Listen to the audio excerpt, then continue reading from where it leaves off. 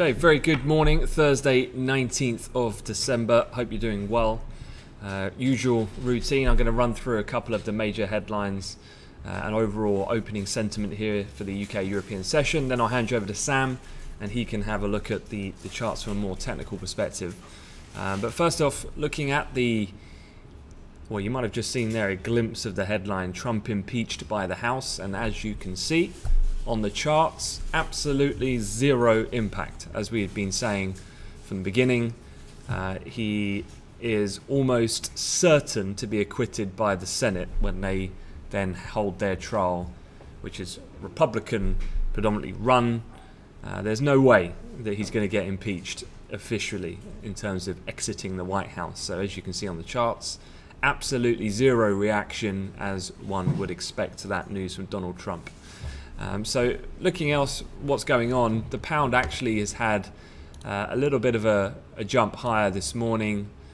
Perhaps, I mean, some people I've been talking about just closing out a bit of short covering going into the Bank of England rate decision. I mean, bearing in mind we've had a pretty disastrous run for the British pound. If we start looking at here, that chart we had before and we've been using, referring back to throughout the entire week. Let me just remove this so you can see it a bit more. That's the journey of the pound, of course, since the night of the UK election when we did print a 135 handle, but we've got down and pretty much found technical support yesterday. The pivot levels working quite nicely with that low seen on the 12th, and we just kind of went sideways thereafter before then just seeing a bit of a pushback. Probably a decent level of resistance actually, just looking at this chart now at the R1. That does bring in a couple of nice areas of some of the post-election price movement, but also some of the support levels that were seen on the 11th and the 12th as well before that main event. So nothing really too much else behind that move. There's certainly no other fundamentals other than perhaps just a bit of short covering given the depth and scope of the plus 3% sell-off that we've had since the beginning of the week on this pricing in on the fears of a no-deal Brexit back on the table from Boris Johnson's toughening of that legislation. Elsewhere, equity markets pretty flat overall. US 10-year just coming down to retest the low that was seen during the London afternoon yesterday at 28.02. Gold just coming back to pivot as well. So just a fraction higher in the European index futures to get things underway. But as I said, fairly quiet open, not too much going on. Oil is basically flat and going sideways. Very tight price action seen overnight in the Asia Pacific session. So straight into the headlines.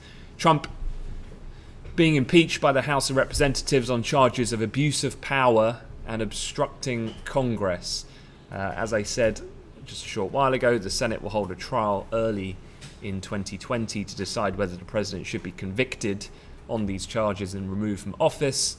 But it's certainly the base case scenario would be that they will acquit him. And so actually, as I've said, I think on Monday's Outlook, it's almost like that phrase from Star Wars, strike me down and you make me stronger. I think that couldn't be more relevant for Trump. I think this is I don't agree with the Democrats' approach with this. I think all they're doing is giving more strength and more support to Donald Trump by taking the action that they're doing. Trump's going to be loving life at the moment, and I know that sounds a bit perverse. He's only the third president in US history to have been impeached, but this absolutely plays to his strengths. And where was he last night? Holding a campaign rally, of course, whilst they were counting the votes on Congress. He was there doing his usual kind of pumping up a stadium crowd, and he was saying that the impeachment shows a deep hatred and disdain for the American voters, and they would pay at the election at the end of next year, of course. And so again, it's this whole notion of global politics, like with Brexit, us against them, people versus parliament, the establishment versus the people. In the US now, Trump, it's the Democrats or Congress versus you, the American people, and your rights. And look what I've done. Perfect timing. Couldn't be better. Stock market record highs at Christmas. I mean, all this does to me, this impeachment from the House, is just further fuel what will be just a really strong message for Trump. And I think it just galvanizes his base even further. And no better timing than the seasonal period of where we're at the moment. So although I know I sound like a bit of a Trump fanboy, I do look at this 100% from a strategic point of view. And I think once again, he and his team have played a blinder, as Sam would say. And yeah, I think this just plays in his favour. I don't see any risk at all from this, only upside for the president. The other thing, of course, that I did tweet this, just going on this theme. I know it's a bit off market topic, but I did see a really excellent graphic because I was looking at the stats behind the frequency of Trump tweets. And Donald Trump, I'm not sure if you caught the tweet that I did. He's tweeted, well, given another day now, he's done north of 850 tweets. 850 tweets. So probably how much I would tweet over, I don't know, 4 months, 5 months. He's done in basically 2 weeks in the month of December so far. But this was quite interesting, and I do think it definitely is true about how he uses Twitter as that vehicle to create these different types of things. So here, diversion and deflection are probably two of the biggest things. The other two are, when it comes to financial markets, I think the trial balloon is perfect. That's when he will start testing out the waters on the market's reaction and perception of the trade war and also the criticism of the Fed. How far can he push it?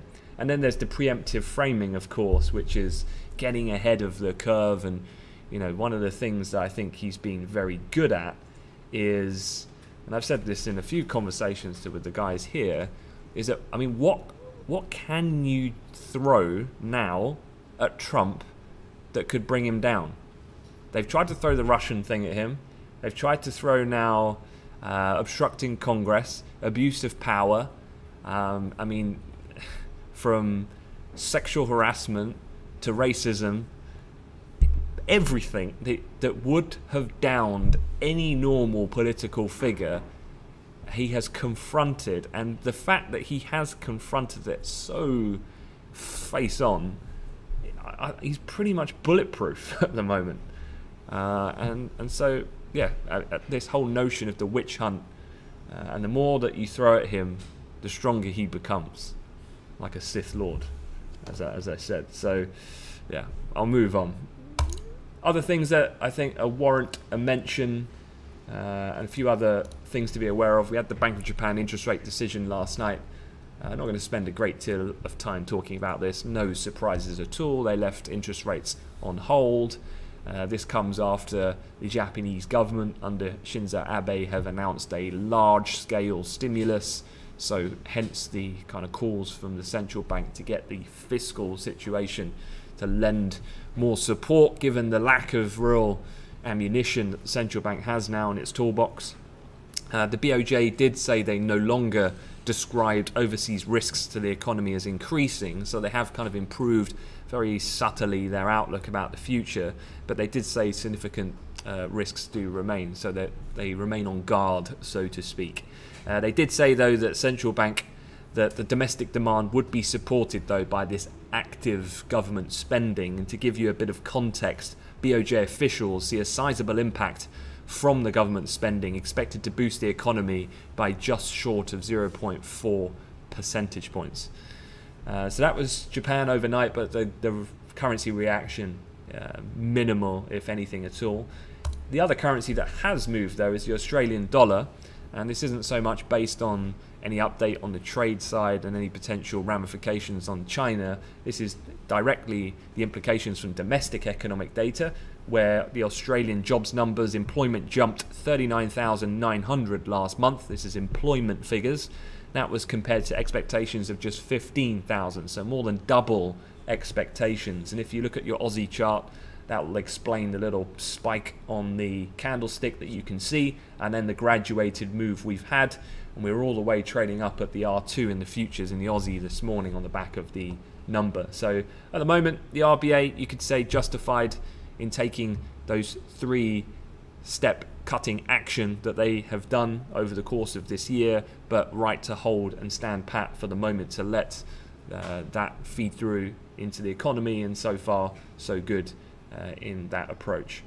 The other thing, of course, coming up, the Bank of England interest rate decision. Not expecting any real great movement on the back of this, so very much so expected to hold rates, even though markets are pricing in, as you can see on this graphic, an interest rate cut is the more favourable pricing by markets at the moment. You can see then when we get to really around May, June of next year, an interest rate cut is priced in.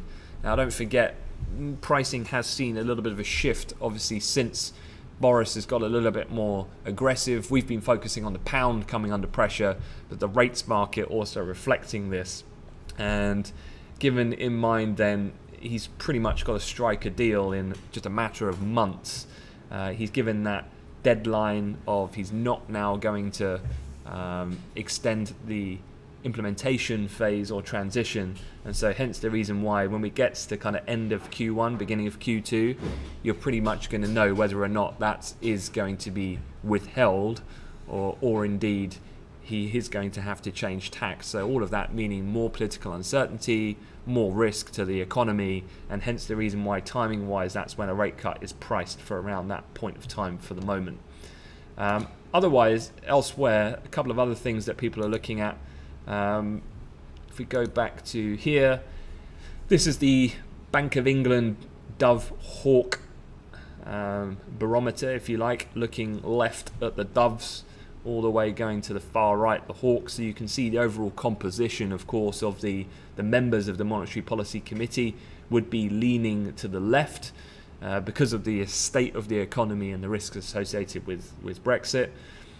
Most importantly, though, we have been seeing a pattern of 7-2 splits, that meaning 7 to hold policy as it is at the moment, but 2, Saunders and Haskell, being more minded of taking more preemptive action to mitigate any ongoing downturn. Now, would they be right in doing that? Well, inflation, as we saw yesterday, has been relatively steady, but as you can see, it has been drifting away from target at the Bank of England of 2%, as general demand in the economy has dissipated with the significance of the impact of the uncertainty surrounding our economy. So things like manufacturing activity has been declining, construction the worst in a decade, so on and so forth.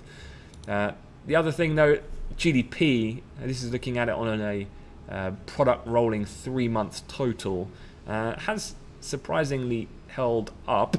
However, you could say stagnating. I mean, growth is pretty much flatlining at this moment, but albeit we've managed to avert the initial dip that we saw in the summer. But growth fairly precarious. So in that reasoning, hence these two likely to vote for a rate cut again, and some speculation that this chap here, Flager, is potentially going to join, and you could have a 6-3 split. Now, would 6-3 lead to a big continuous sell-off in sterling? I would say no. But if we were trading at a sensitive lower bound level, now we've moved away from that, I'd say it's maybe a little less the case. A 6-3 vote, I think you would have a little bit of a downside reaction in cable. But in terms of retesting the lower bound of this now quite important level of the 131 handle, you've got close proximity, the S1 on the daily pivots and the low on the 12th. I don't think we'd get down that low, but certainly coming back to pivot, which does start to encapsulate some of the Asian Pacific low. I mean, in the area prior to this area here, this is quite a good strong area of support or potential target in that type of setup. So at the moment, you can see we're forming a bit of a range. I think that any short covering that was happening this morning is done, and now it's kind of this price movement up until we get the actual announcement. whether or not we can breach that and push lower down to here. If we got a surprise, maybe if it's 5-4, then there's a little bit more emphasis to get back through pivot and retest down at those levels. But other than the vote, I don't think there's going to be too much there that's going to be shocking information, to be quite frank. Okay, a quick look at the calendar. What else is coming out today? Let's just have a quick look. So you do have the Bank of England retail sales report. So yeah, let's go back to that sterling chart. With that in mind then, what you would want to see from a fundamental perspective, if you're looking at the short, is given where we are at the moment, we get retail sales, and let's say retail sales month to month expected at 0.3%. That's plus 0.3% month on month. The range on the low is minus 1.5%. It's a bit of an outlier because the top end of the range is 0.7, so it's definitely someone on the street is quite bearish on that figure, potentially as a bit of an outlier against the median estimate. With that being said, if we got a very negative retail sales, I'd say that could bring us back a little lower towards that pivot and overnight top end of the Asia range. And then if we got a 6-3 or 5-4 split, excuse me, something as drastically dovish as that, well then yeah, then we could get a test back down and a potential breach of that level. But you're looking at, I would say, fairly lower probability scenarios. But again, this is what you do, right? As a good macro trader, you should be thinking about the plausible scenarios. Let's flip it on its head. Let's say we get a strong retail sales report. Likewise, I'd be using the price action then that really defined the sell-off that we've had over the last couple of days, and then looking for where would the subsequent targets be if we were riding the move back higher. And I think there's a couple of good spots that I'd probably keep an eye on. So if I just get my ellipse back, so if we break where we are at the moment, probably target these levels here. So if I was going to put circles, and then perhaps up to the next level, then you've got the R1, and then some areas here from the previous highs that were seen before the gap up on the election. So like I say, I don't really have too much of a bias right now. I think that the no deal stuff is kind of priced in to the point where it's reflecting Boris's legislation.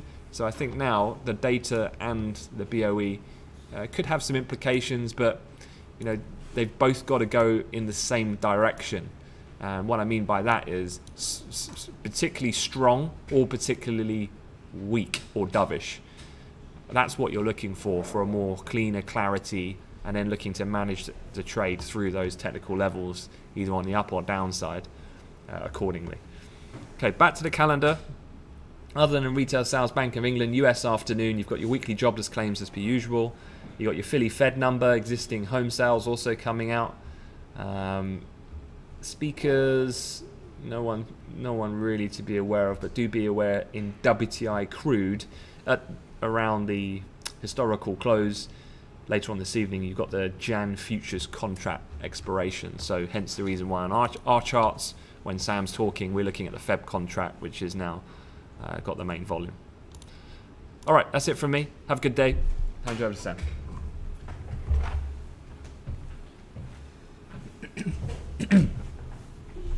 Hi guys, good morning. Hope all good.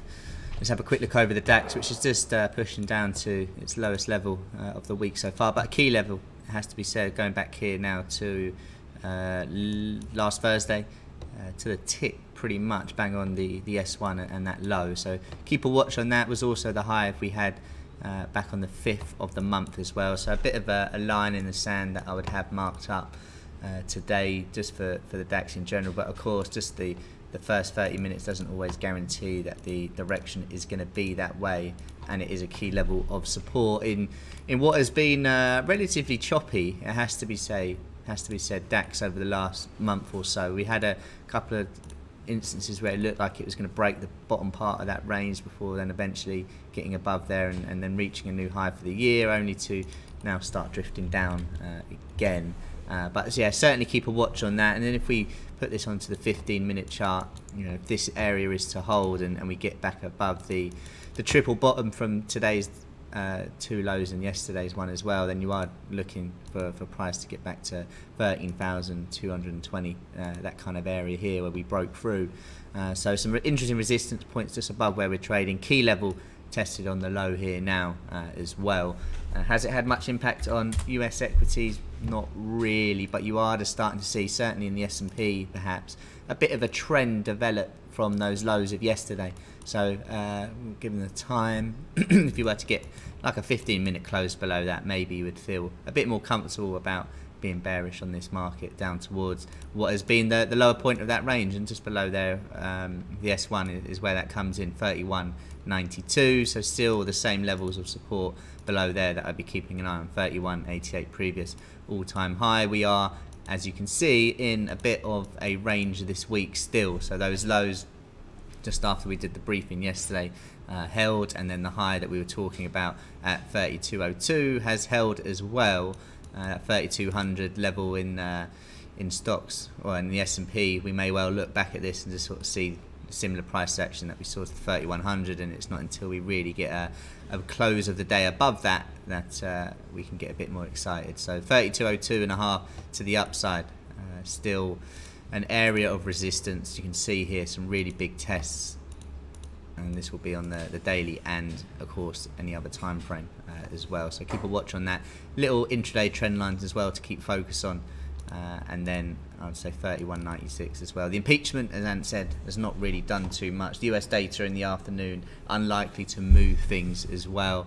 I think the range bound trade from the lows is a nice one, even the top part, but personally I'd be looking for a confirmed break to retest that area for a further push to the upside. But we'll see. We will see. Let's have a look over the pound, which did have a little jump this morning. I know Ant mentioned some nice resistance points. You can see that the high of the day is the high that we had from 6:30 yesterday, 31.65, and then even if it is to get through there, you've got some really key levels as well that I would have as points of interest to see if they can hold up. Obviously we've had a big move lower. It's just incredible. If that's all you could see, you wouldn't think the Conservatives won the election. But of course no deal supposedly is back on the table. Whether you think that's actually going to happen or not, I don't know. That's why I actually do think it's going to be a good buy soon again, which is kind of what we were saying in the election, that we will come lower to then perhaps push on. I guess the timing of that could be key. However, yesterday's low is that low that we had back on the 19th, and you can see just the significance of that, and quite a few pound pairs have come to an area of support, euro pound resistance, where price has turned round, and perhaps that is just going to be such a good opportunity to buy. Saying that, if it does get below that, and it could do of course from midday today, then the floodgates could open perhaps to a further move lower. So that is just a massive level for the day and the week, that low from yesterday, which is the low from the afternoon, I should say, into the evening of the 12th, which of course was the general election this time, well, a week ago. It's almost literally a week ago that we were exactly where we were. What a difference a week makes. But yeah, that resistance holding up for now. If you are short, I would be looking to target, just around that pivot point, I would say, is your key level. You can see the resistance held so firm here from the 2:30 to 2:15 this morning before breaking through at 6:45. 31.28 on the futures. I don't see why that can't really come into play there as well. Euro yesterday just continued a slower drift down, but did finish down to a level which, again, like the pound, found some good support. You can see here the low of the, yep, you guessed it, the 12th, finding an area where the buyers came back in for this market. So again, really important. And as we put this onto the 240, we were talking this week about the idea that once price develops these trends, what happens when it breaks? Well, break, retest, you've got to have that on, as usually when this happens, the euro then does drift lower and makes a new low for the year. However, quite a lot of end of year reports coming out and saying it's going to be the euro's year next year, which again will be interesting to say. So if we do to put this onto the daily chart quickly before we move over, have a look at gold and oil. You've still got this massive, absolutely massive trend channel that we're in. And yes, if that breaks the upside, and it's not far from basically a break of 113 when that's on, what an opportunity that could be to get long euro. However, if we put this on a longer time frame and look weekly, if that trend line from 2017 low breaks with the double sort of bottom, if you like, from September time, well, it could be bye-bye. Well, we'll have to wait and see for that next year when maybe more volume comes back into the market. Gold yesterday, you can see here, just looking on a 60-minute, bit choppy. You had what could probably just go down as a fat finger, a big order, and in typical gold fashion, it retraced. And where did it retrace to? Let's put this onto a 5-minute. You guessed it, exactly where it was. The amount of times it does this, but it did take a while. It's 11:35 to 3:30. But that has proven to be a strong resistance point, so still have that marked up. Back to the 60-minute now, and you can have that range back on. Yes, we spiked lower, so I'd still have 1477.4 as a level on that as well. Of course, still going through the days, have the trend line on from those lows of November and December. If it breaks through 1490 for me is just such a key level, which I will like the idea of a winter rally above that. Will definitely take my attention if we can get a close of a day above there to target up towards even 1524.25, which was the 1st of November there. Quick look at oil yesterday, which surprised the market with a draw. That API DOE correlation completely broke down, so it looked like in hindsight anyway, what a lovely trade that would have been to have got in, and obviously we found some resistance on the high of that week, and that's held quite well despite a little breakthrough, $61. So to the downside, obviously pivot is important, and probably more importantly 60-63 would be a level of interest that I'd have marked up, and then sort of start to draw these trend lines on, which you can see were well respected yesterday afternoon, starting here on the 17th as well. So keep an eye on those levels. The DAX, let's have a quick look how that is trading on that point. Still holding up on that S1. It looks like we almost came down for another test of that. Yeah, we did. So looks to be quite strong on yesterday's low, so key point, and that could determine what happens really for the morning session. A break below this point here, which is the 12th around 5:15, could see a quicker move down. Hope you all have a good trading day. Bank of England, obviously, on at 12, their last ever interest rate decision of the decade, witnessing history. Hope you all have a good trading day, and I'll catch you all in the chat.